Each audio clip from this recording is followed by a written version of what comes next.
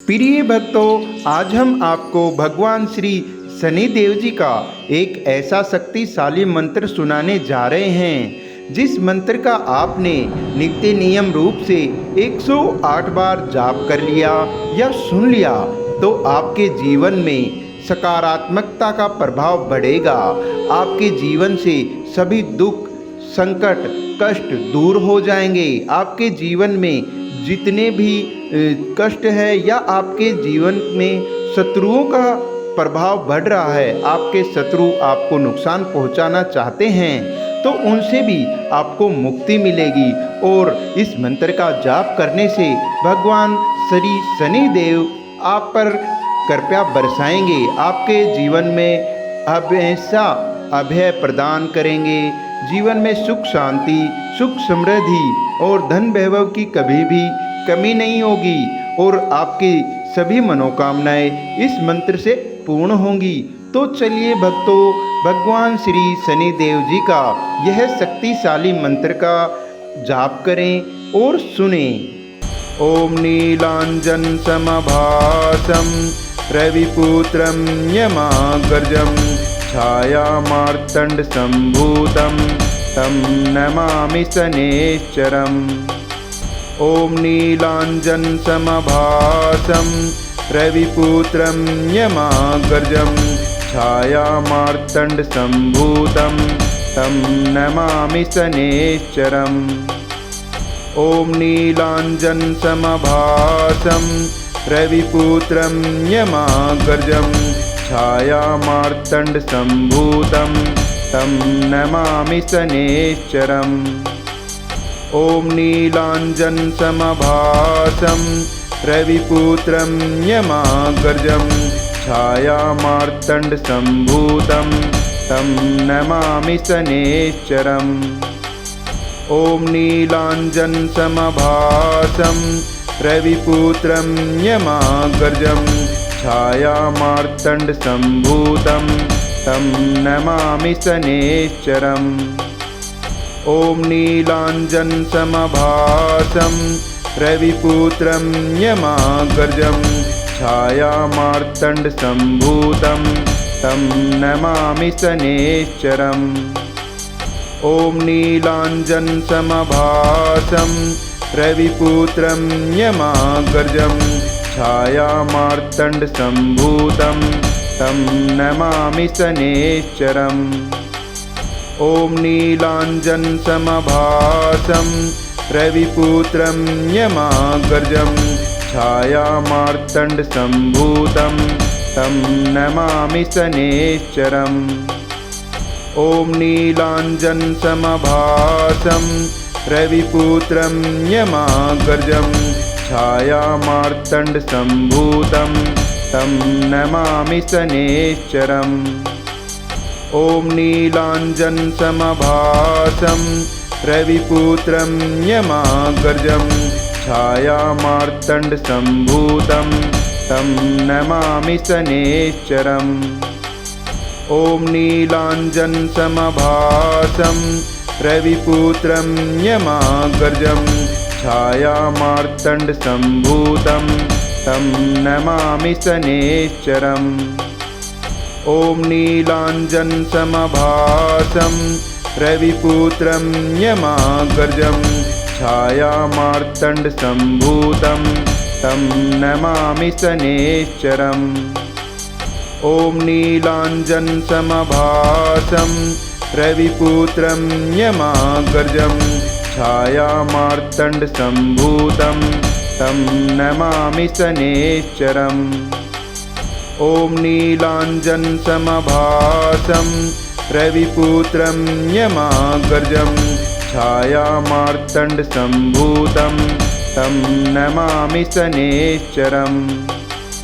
ओम नीलांजन समभासं रविपुत्रं यमाग्रजं छायामार्तंड संभूतं तं नमामि शनैश्चरम्। ओम नीलांजन समभासं रविपुत्रं यमाग्रजं छायामार्तंड संभूतं तं नमामि शनैश्चरम्। ॐ नीलाञ्जनसमभासं रविपुत्रं यमाग्रजं छायामार्तण्डसम्भूतं तं नमामि शनैश्चरम्। ॐ नीलाञ्जनसमभासं रविपुत्रं यमाग्रजं छायामार्तण्डसम्भूतं तं नमामि शनैश्चरम्। ॐ नीलाञ्जनसमभासं रविपुत्रं यमाग्रजं छायामार्तण्डसम्भूतं तं नमामि शनैश्चरम्। ॐ नीलाञ्जनसमभासं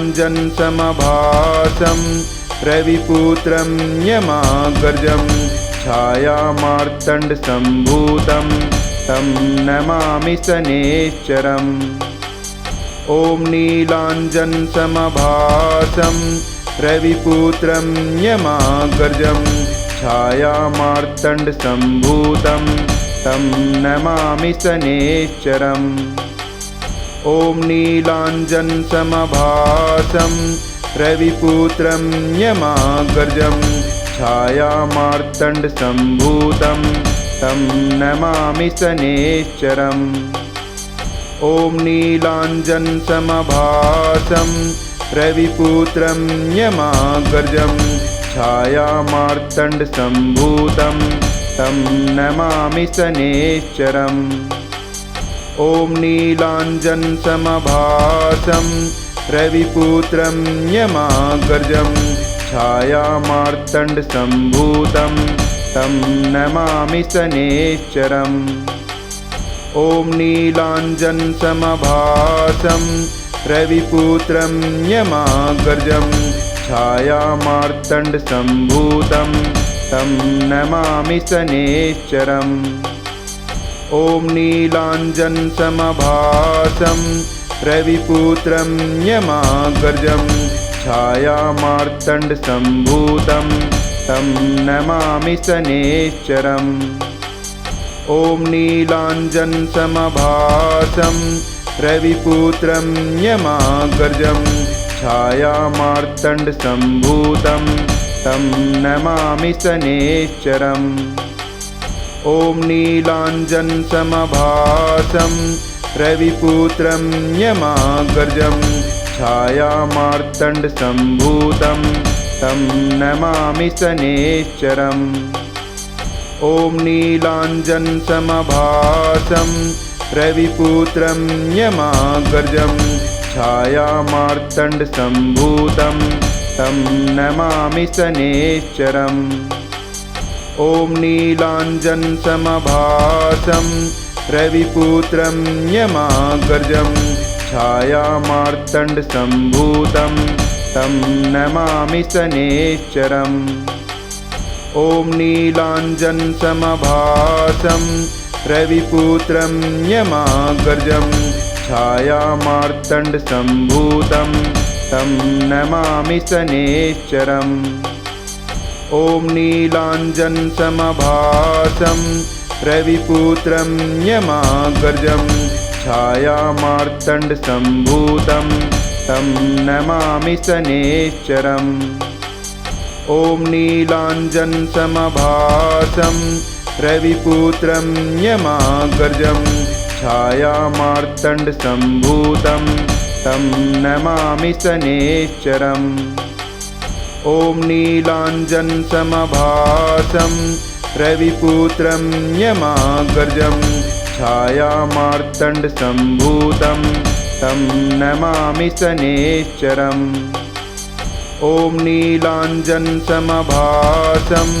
रविपुत्रं यमाग्रजं छायामार्तण्डसम्भूतं तं नमामि शनैश्चरम्। ॐ नीलाञ्जनसमभासं रविपुत्रं यमाग्रजं छायामार्तण्डसम्भूतं तं नमामि शनैश्चरम्। ॐ नीलाञ्जनसमभासं रविपुत्रं यमाग्रजं छायामार्तण्डसम्भूतं तं नमामि शनैश्चरम्। ॐ नीलाञ्जनसमभासं रविपुत्रं यमाग्रजं छायामार्तण्डसम्भूतं तं नमामि शनैश्चरम्। ॐ नीलाञ्जनसमभासं रविपुत्रं यमाग्रजं छायामार्तण्डसम्भूतं तं नमामि शनैश्चरम्। ॐ नीलाञ्जनसमभासं रविपुत्रं यमाग्रजं छायामार्तण्डसम्भूतं तं नमामि शनैश्चरम्। ॐ नीलाञ्जनसमभासं रविपुत्रं यमाग्रजं छायामार्तण्डसम्भूतं तं नमामि शनैश्चरम्। ॐ नीलाञ्जनसमभासं रविपुत्रं यमाग्रजं छायामार्तण्डसम्भूतं तं नमामि शनैश्चरम्। ॐ नीलाञ्जनसमभासं रविपुत्रं यमाग्रजं छायामार्तण्डसम्भूतं तं नमामि शनैश्चरम्। ॐ नीलाञ्जनसमभासं रविपुत्रं यमाग्रजं छायामार्तण्डसम्भूतं तं नमामि शनैश्चरम्। ॐ नीलाञ्जनसमभासं रविपुत्रं यमाग्रजं छायामार्तण्डसम्भूतं तं नमामि शनैश्चरम्। ॐ नीलाञ्जनसमभासं रविपुत्रं यमाग्रजं छायामार्तण्डसम्भूतं तं नमामि शनैश्चरम्। ॐ नीलाञ्जनसमभासं रविपुत्रं यमाग्रजं छायामार्तण्डसम्भूतं तं नमामि शनैश्चरम्। ॐ नीलाञ्जनसमभासं रविपुत्रं यमाग्रजं छायामार्तण्डसम्भूतं तं नमामि शनैश्चरम्। ॐ नीलाञ्जनसमभासं रविपुत्रं यमाग्रजं छायामार्तण्डसम्भूतं तं नमामि शनैश्चरम्। ॐ नीलाञ्जनसमभासं रविपुत्रं यमाग्रजं छायामार्तण्डसम्भूतं तं नमामि शनैश्चरम्।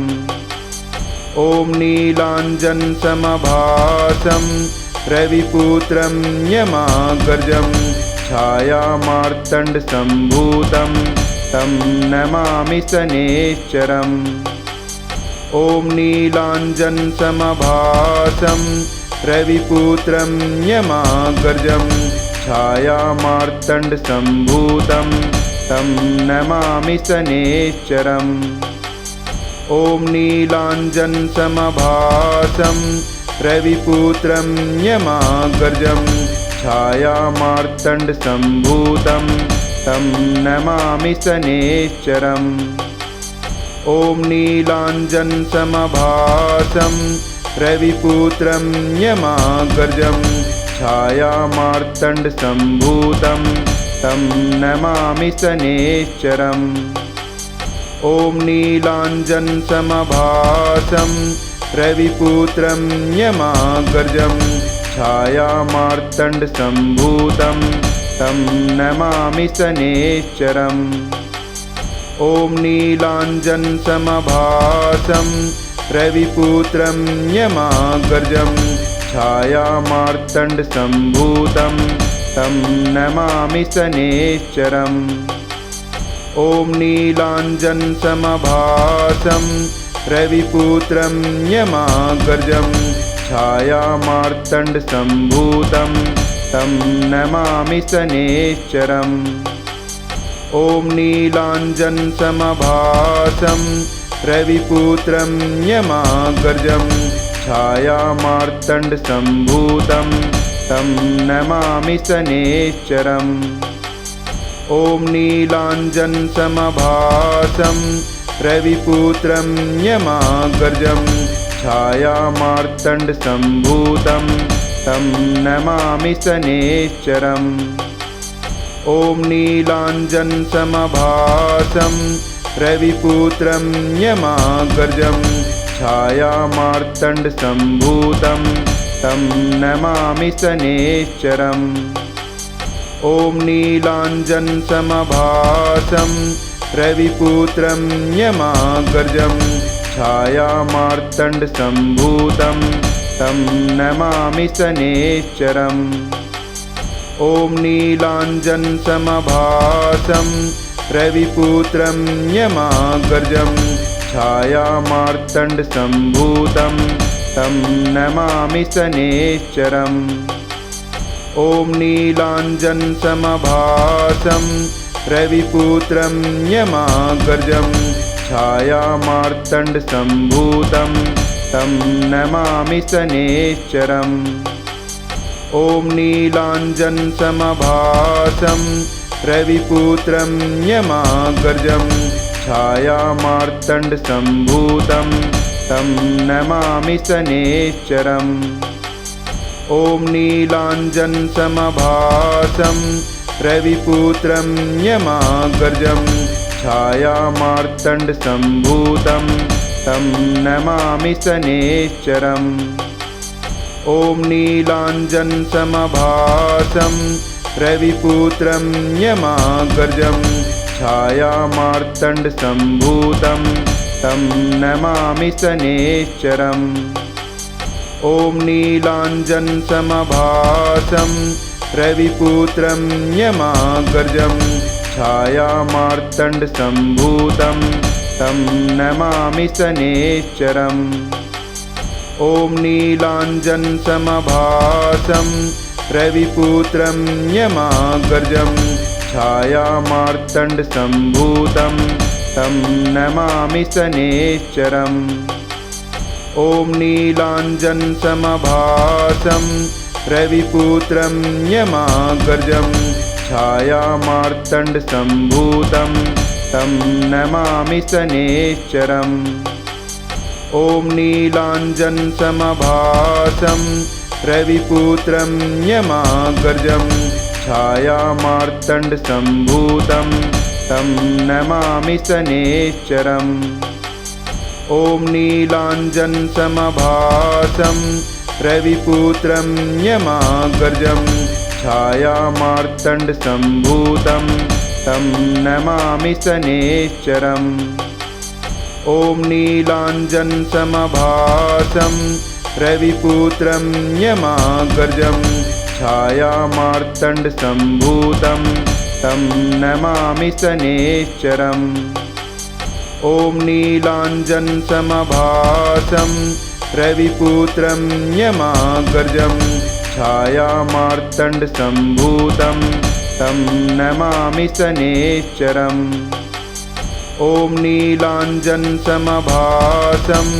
रविपुत्रं यमाग्रजं छायामार्तण्डसम्भूतं तं नमामि शनैश्चरम्।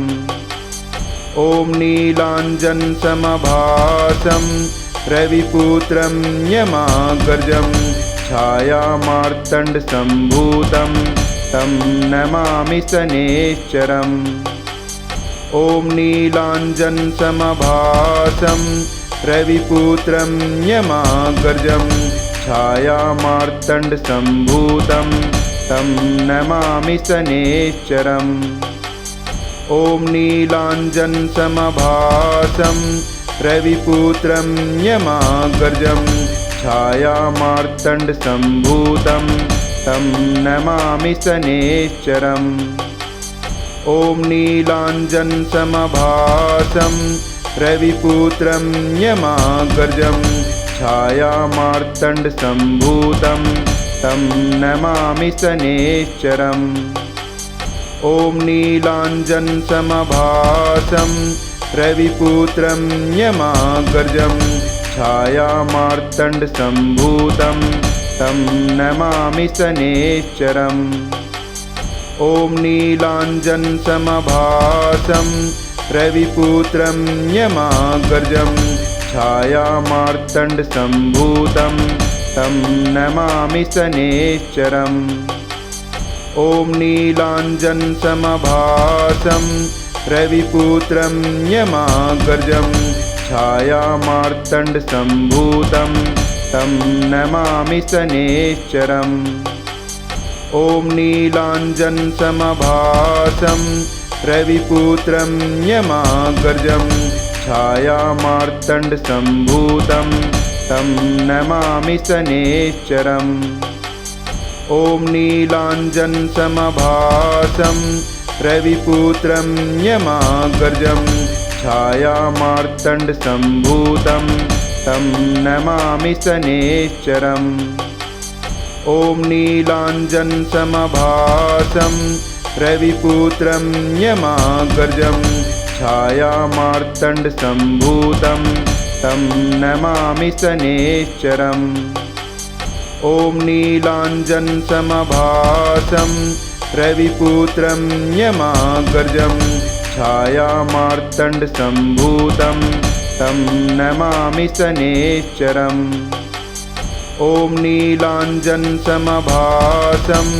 रविपुत्रं यमाग्रजं छायामार्तण्डसम्भूतं तं नमामि शनैश्चरम्। ॐ नीलाञ्जनसमभासं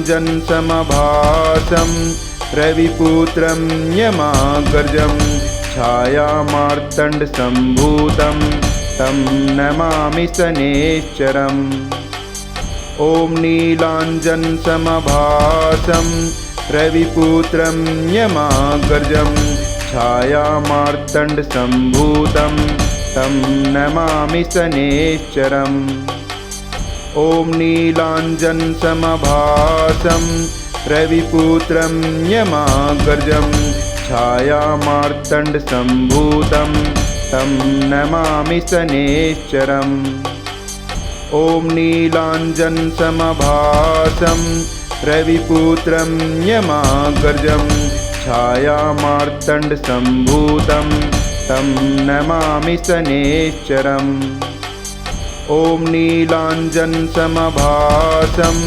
रविपुत्रं यमाग्रजं छायामार्तण्डसम्भूतं तं नमामि शनैश्चरम्। ॐ नीलाञ्जनसमभासं रविपुत्रं यमाग्रजं छायामार्तण्डसम्भूतं तं नमामि शनैश्चरम्। ॐ नीलाञ्जनसमभासं रविपुत्रं यमाग्रजं छायामार्तण्डसम्भूतं तं नमामि शनैश्चरम्। ॐ नीलाञ्जनसमभासं रविपुत्रं यमाग्रजं छायामार्तण्डसम्भूतं तं नमामि शनैश्चरम्। ॐ नीलाञ्जनसमभासं रविपुत्रं यमाग्रजं छायामार्तण्डसम्भूतं तं नमामि शनैश्चरम्। ॐ नीलाञ्जनसमभासं रविपुत्रं यमाग्रजं छायामार्तण्डसम्भूतं तं नमामि शनैश्चरम्।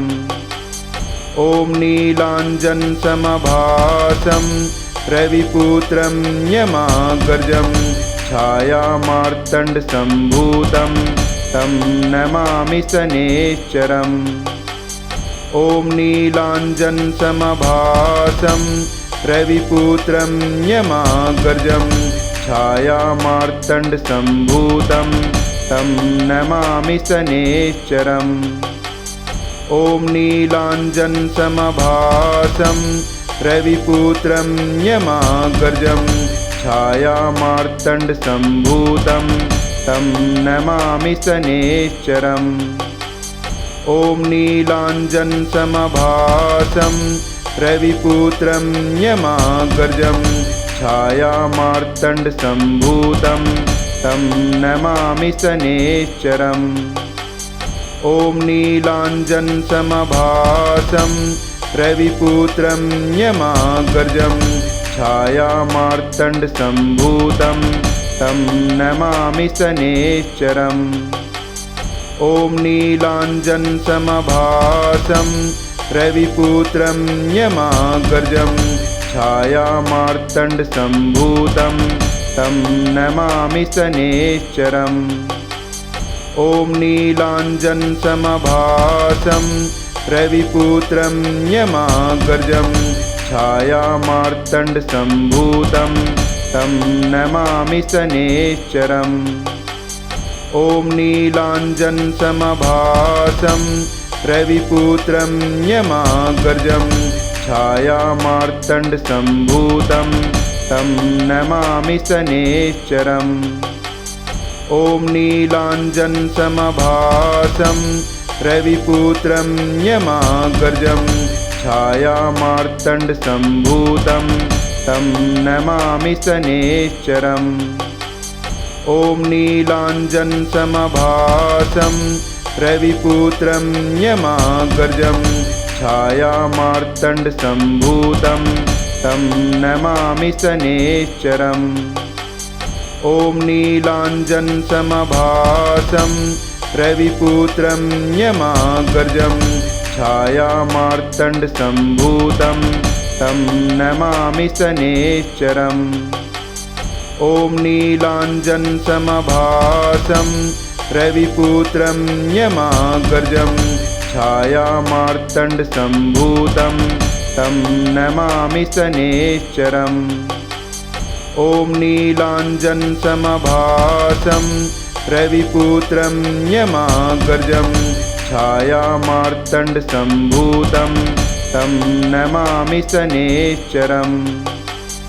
ॐ नीलाञ्जनसमभासं रविपुत्रं यमाग्रजं छायामार्तण्डसम्भूतं तं नमामि शनैश्चरम्।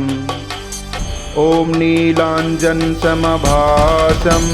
रविपुत्रं यमाग्रजं छायामार्तण्डसम्भूतं तं नमामि शनैश्चरम्।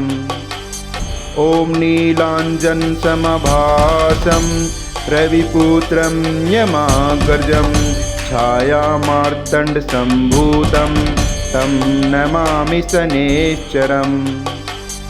ॐ नीलाञ्जनसमभासं रविपुत्रं यमाग्रजं छायामार्तण्डसम्भूतं तं नमामि शनैश्चरम्। ॐ नीलाञ्जनसमभासं रविपुत्रं यमाग्रजं छायामार्तण्डसम्भूतं तं नमामि शनैश्चरम्। ॐ नीलाञ्जनसमभासं रविपुत्रं यमाग्रजं छायामार्तण्डसम्भूतं तं नमामि शनैश्चरम्। ॐ नीलाञ्जनसमभासं रविपुत्रं यमाग्रजं छायामार्तण्डसम्भूतं तं नमामि शनैश्चरम्। ॐ नीलाञ्जनसमभासं रविपुत्रं यमाग्रजं छायामार्तण्डसम्भूतं तं नमामि शनैश्चरम्। ॐ नीलाञ्जनसमभासं रविपुत्रं यमाग्रजं छायामार्तण्डसम्भूतं तं नमामि शनैश्चरम्। ॐ नीलाञ्जनसमभासं रविपुत्रं यमाग्रजं छायामार्तण्डसम्भूतं तं नमामि शनैश्चरम्। ॐ नीलाञ्जनसमभासं रविपुत्रं यमाग्रजं छायामार्तण्डसम्भूतं तं नमामि शनैश्चरम्। ॐ नीलाञ्जनसमभासं रविपुत्रं यमाग्रजं छायामार्तण्डसम्भूतं तं नमामि शनैश्चरम्। ॐ नीलाञ्जनसमभासं रविपुत्रं यमाग्रजं छायामार्तण्डसम्भूतं तं नमामि शनैश्चरम्। ॐ नीलाञ्जनसमभासं रविपुत्रं यमाग्रजं छायामार्तण्डसम्भूतं तं नमामि शनैश्चरम्। ॐ नीलाञ्जनसमभासं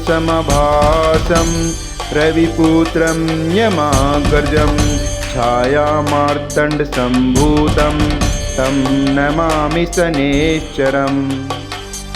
ॐ नीलाञ्जनसमभासं रविपुत्रं यमाग्रजं छायामार्तण्डसम्भूतं तं नमामि शनैश्चरम्। ॐ नीलाञ्जनसमभासं रविपुत्रं यमाग्रजं छायामार्तण्डसम्भूतं तं नमामि शनैश्चरम्। ॐ नीलाञ्जनसमभासं रविपुत्रं यमाग्रजं छायामार्तण्डसम्भूतं तं नमामि शनैश्चरम्। ॐ नीलाञ्जनसमभासं रविपुत्रं यमाग्रजं छायामार्तण्डसम्भूतं तं नमामि शनैश्चरम्। ॐ नीलाञ्जनसमभासं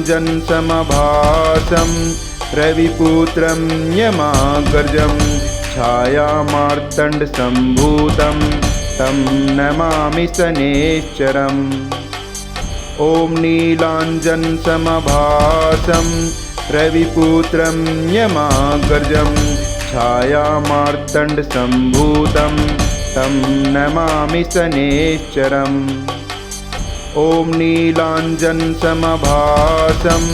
रविपुत्रं यमाग्रजं छायामार्तण्डसम्भूतं तं नमामि शनैश्चरम्। ॐ नीलाञ्जनसमभासं रविपुत्रं यमाग्रजं छायामार्तण्डसम्भूतं तं नमामि शनैश्चरम्। ॐ नीलाञ्जनसमभासं रविपुत्रं यमाग्रजं छायामार्तण्डसम्भूतं तं नमामि शनैश्चरम्। ॐ नीलाञ्जनसमभासं रविपुत्रं यमाग्रजं छायामार्तण्डसम्भूतं तं नमामि शनैश्चरम्। ॐ नीलाञ्जनसमभासं रविपुत्रं यमाग्रजं छायामार्तण्डसम्भूतं तं नमामि शनैश्चरम्। ॐ नीलाञ्जनसमभासं रविपुत्रं यमाग्रजं छायामार्तण्डसम्भूतं तं नमामि शनैश्चरम्। ॐ नीलाञ्जनसमभासं रविपुत्रं यमाग्रजं छायामार्तण्डसम्भूतं तं नमामि शनैश्चरम्। ॐ नीलाञ्जनसमभासं रविपुत्रं यमाग्रजं छायामार्तण्डसम्भूतं तं नमामि शनैश्चरम्।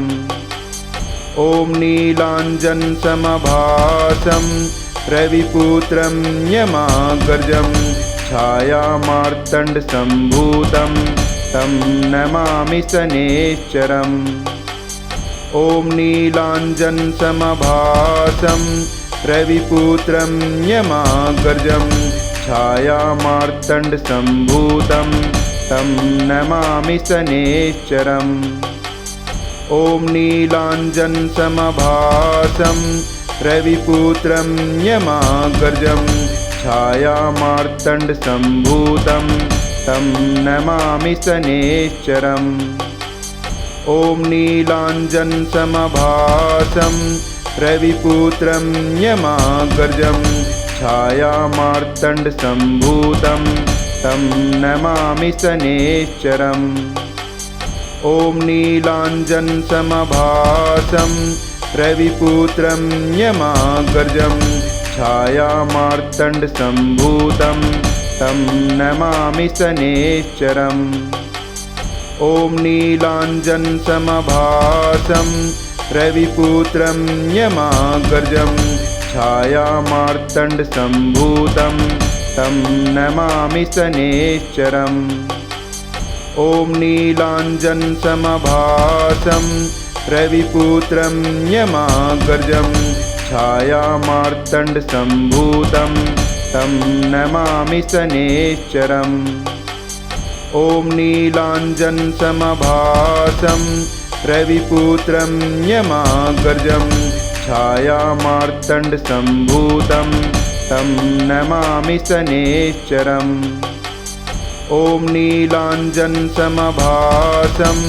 रविपुत्रं यमाग्रजं छायामार्तण्डसम्भूतं तं नमामि शनैश्चरम्।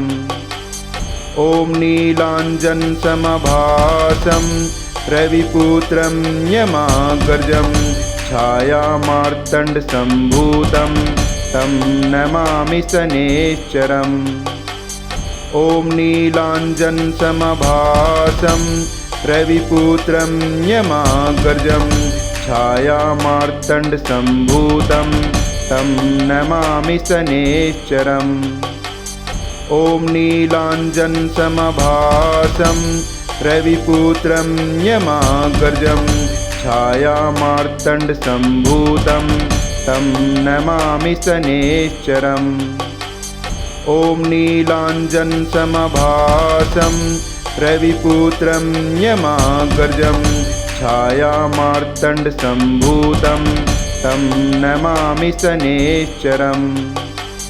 ॐ नीलाञ्जनसमभासं रविपुत्रं यमाग्रजं छायामार्तण्डसम्भूतं तं नमामि शनैश्चरम्। ॐ नीलाञ्जनसमभासं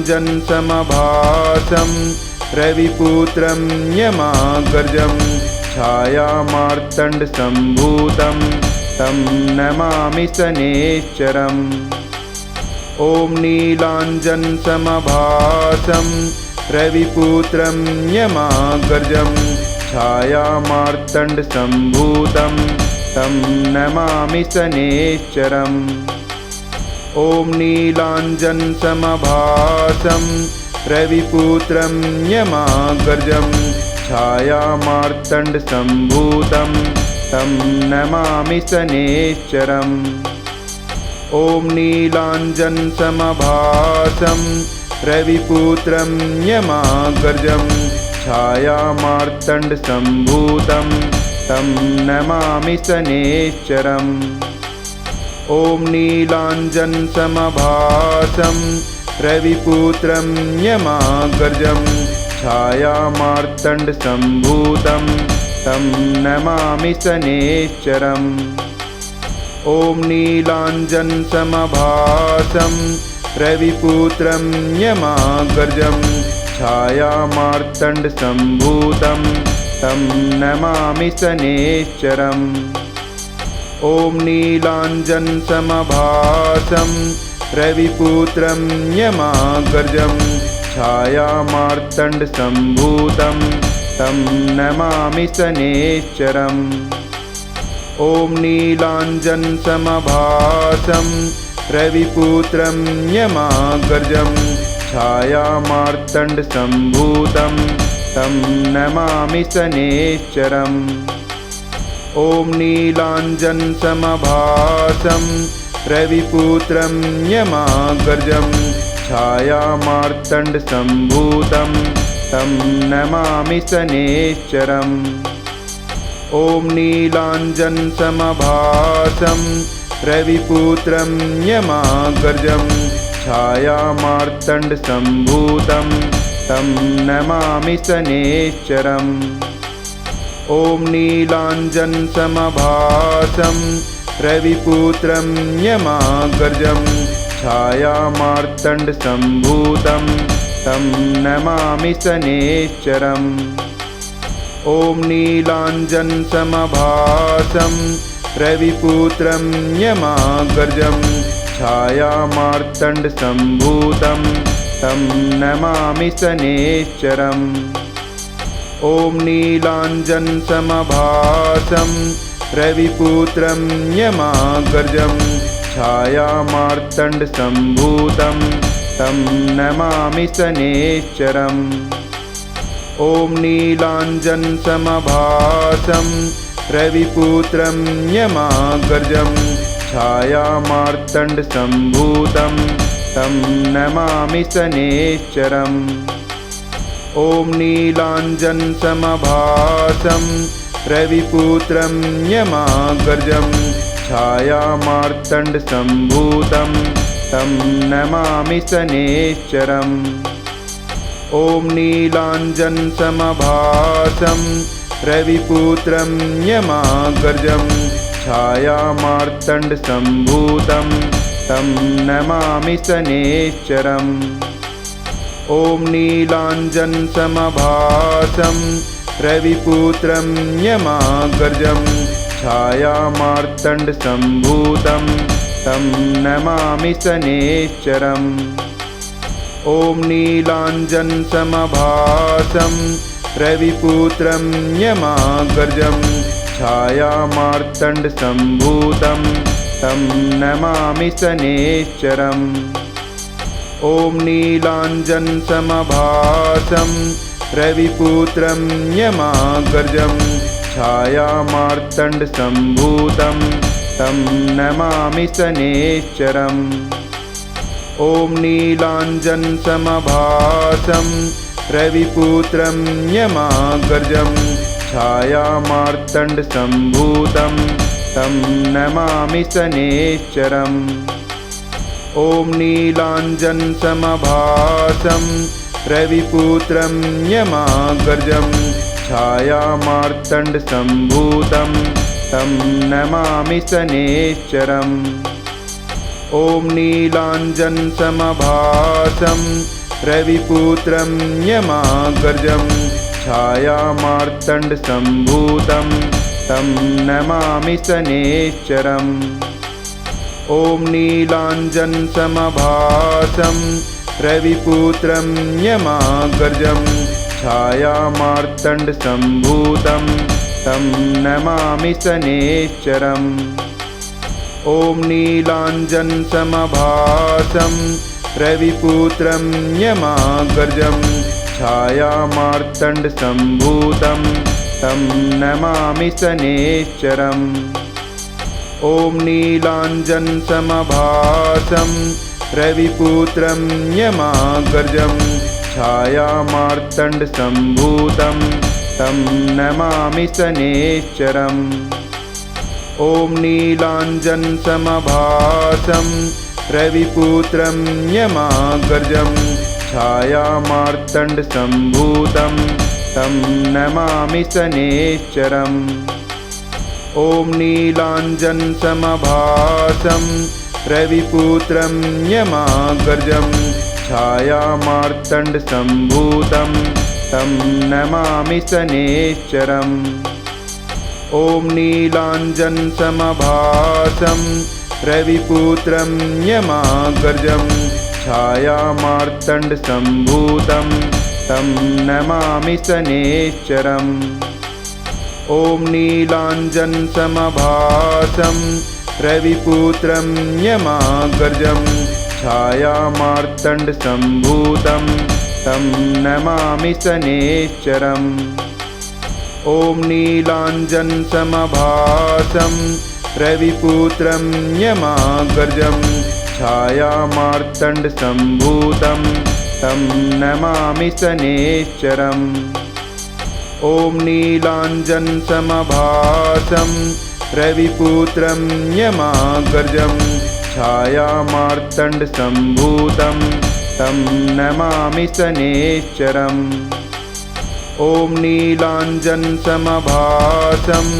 रविपुत्रं यमाग्रजं छायामार्तण्डसम्भूतं तं नमामि शनैश्चरम्। ॐ नीलाञ्जनसमभासं रविपुत्रं यमाग्रजं छायामार्तण्डसम्भूतं तं नमामि शनैश्चरम्। ॐ नीलाञ्जनसमभासं रविपुत्रं यमाग्रजं छायामार्तण्डसम्भूतं तं नमामि शनैश्चरम्। ॐ नीलाञ्जनसमभासं रविपुत्रं यमाग्रजं छायामार्तण्डसम्भूतं तं नमामि शनैश्चरम्। ॐ नीलाञ्जनसमभासं रविपुत्रं यमाग्रजं छायामार्तण्डसम्भूतं तं नमामि शनैश्चरम्। ॐ नीलाञ्जनसमभासं रविपुत्रं यमाग्रजं छायामार्तण्डसम्भूतं तं नमामि शनैश्चरम्। ॐ नीलाञ्जनसमभासं रविपुत्रं यमाग्रजं छायामार्तण्डसम्भूतं तं नमामि शनैश्चरम्। ॐ नीलाञ्जनसमभासं रविपुत्रं यमाग्रजं छायामार्तण्डसम्भूतं तं नमामि शनैश्चरम्। ॐ नीलाञ्जनसमभासं रविपुत्रं यमाग्रजं छायामार्तण्डसम्भूतं तं नमामि शनैश्चरम्। ॐ नीलाञ्जनसमभासं रविपुत्रं यमाग्रजं छायामार्तण्डसम्भूतं तं नमामि शनैश्चरम्। ॐ नीलाञ्जनसमभासं रविपुत्रं यमाग्रजं छायामार्तण्डसम्भूतं तं नमामि शनैश्चरम्। ॐ नीलाञ्जनसमभासं रविपुत्रं यमाग्रजं छायामार्तण्डसम्भूतं तं नमामि शनैश्चरम्। ॐ नीलाञ्जनसमभासं रविपुत्रं यमाग्रजं छायामार्तण्डसम्भूतं तं नमामि शनैश्चरम्। ॐ नीलाञ्जनसमभासं रविपुत्रं यमाग्रजं छायामार्तण्डसम्भूतं तं नमामि शनैश्चरम्। ॐ नीलाञ्जनसमभासं रविपुत्रं यमाग्रजं छायामार्तण्डसम्भूतं तं नमामि शनैश्चरम्। ॐ नीलाञ्जनसमभासं रविपुत्रं यमाग्रजं छायामार्तण्डसम्भूतं तं नमामि शनैश्चरम्। ॐ नीलाञ्जनसमभासं रविपुत्रं यमाग्रजं छायामार्तण्डसम्भूतं तं नमामि शनैश्चरम्। ॐ नीलाञ्जनसमभासं रविपुत्रं यमाग्रजं छायामार्तण्डसम्भूतं तं नमामि शनैश्चरम्। ॐ नीलाञ्जनसमभासं रविपुत्रं यमाग्रजं छायामार्तण्डसम्भूतं तं नमामि शनैश्चरम्। ॐ नीलाञ्जनसमभासं रविपुत्रं यमाग्रजं छायामार्तण्डसम्भूतं तं नमामि शनैश्चरम्। ॐ नीलाञ्जनसमभासं रविपुत्रं यमाग्रजं छायामार्तण्डसम्भूतं तं नमामि शनैश्चरम्। ॐ नीलाञ्जनसमभासं रविपुत्रं यमाग्रजं छायामार्तण्डसम्भूतं तं नमामि शनैश्चरम्। ॐ नीलाञ्जनसमभासं रविपुत्रं यमाग्रजं छायामार्तण्डसम्भूतं तं नमामि शनैश्चरम्। ॐ नीलाञ्जनसमभासं रविपुत्रं यमाग्रजं छायामार्तण्डसम्भूतं तं नमामि शनैश्चरम्।